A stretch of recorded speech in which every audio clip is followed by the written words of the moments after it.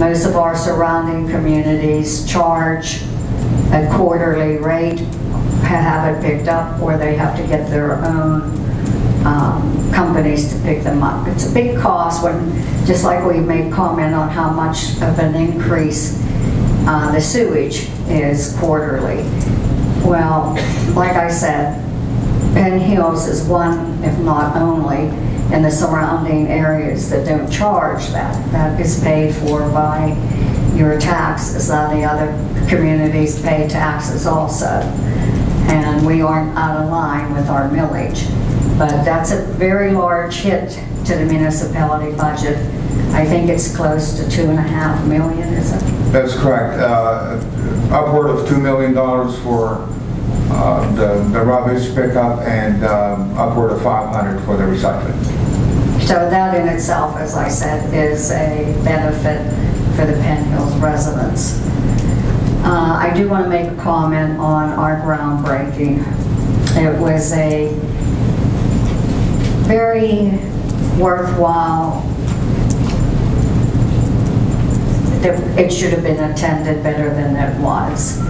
We sent out letters inviting all public officials, and the only one who sent a representative was State Representative Anthony DeLuca. It was a big thing for Penn Hills. This building that we are in right now is 79 years old. It has serious problems, some of which probably are possibly a threat to the people who work in it. We have many people who always ask about code violations. Well, we can't very well go after people with code violations when our building is one of the biggest violators. As I said, this building was 79 years old. The repairs would have been as costly as, if not the same, as building new. And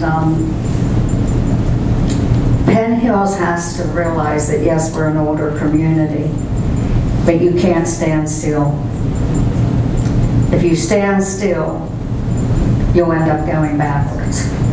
We have to, a lot of public officials have written Penn Hills off.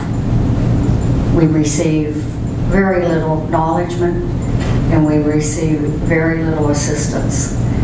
So now that we are financially sound and that we have most of our problems under control, and no matter what anyone wants to say, we are financially sound. There's not wasted government spending, and if there is, I wish they would come up and tell me where the wasted money is being done, and then we could address that. But like I said, you can say words, but actions are more important than words. But we need to be letting the county know that we are Penn Hills and we do have a voice, and it's time they start recognizing it, and not just during election time, coming out to a picnic or a senior affair. We are the second largest now. Has our population declined? Yes, it has. But when you say such unfair criticism about your community and not be like the people who are involved and come up and make our mayor and council be accountable, and not those who are doing things to make our community more beautiful. To make statements that are just so unfair, and not only that, where is your solution? Where were you? I brought up Crescent Hills at the groundbreaking. If there's anyone who questioned that new building inside and out, it was the group from Crescent Hills. And I have total respect for them.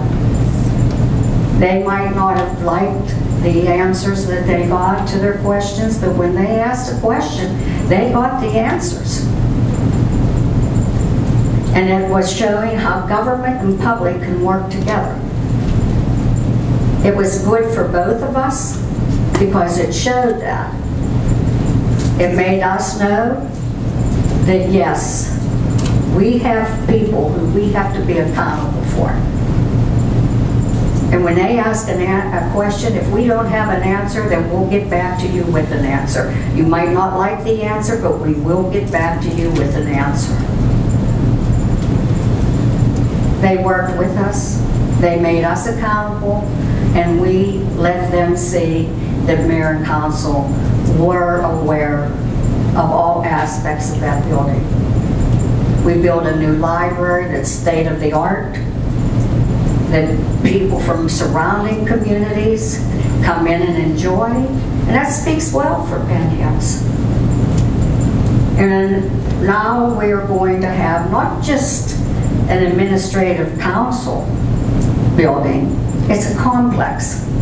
It will house our police department, it will house council chambers, it will house all the administrative offices and our EMTs and paramedics who have been down in the basement with terrible working conditions.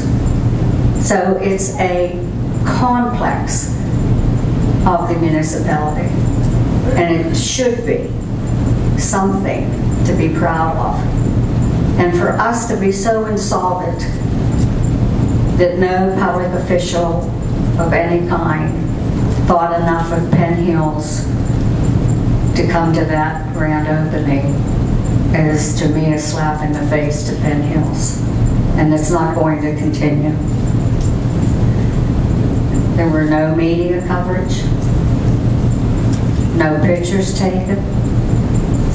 It was, as the manager said, a few concerned residents who are really could use the term watchdog. Watchdog is a word, but look it up and see what it means. It doesn't mean to be able to sensationalize and say, oh, I'm a watchdog, I'll be a watchdog, and what have you. To be a watchdog, you need to come to this mayor and council. You need to ask questions. You need to give solutions. That was Crescent Hills. So they are truly watchdogs. So, as I said, it's a real plus for Penn Hills.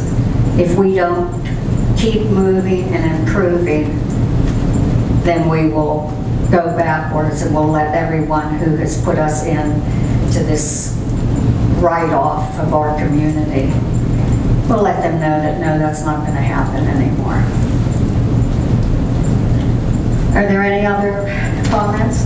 Dr. Kincaid? Mayor Cook, I just want to add, I was reflecting on the garbage pickup, and when we were at Seven Springs, and the mayor did an excellent job in talking to all of the shakers and the movers.